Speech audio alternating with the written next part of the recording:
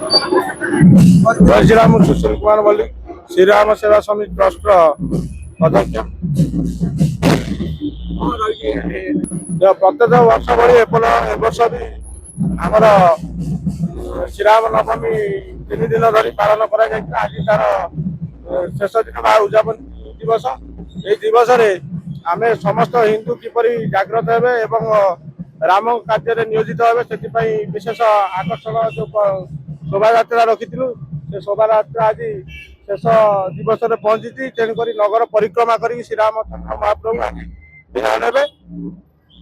आज नगर परिक्रमा लोक तो वर्षा आमको बाधक साजिला कि लोक भल संख्या आमर सब जोड़ी तेणुक समस्त राम भक्त बहुत समय आसिक जोड़ी अशेष धन्यवाद।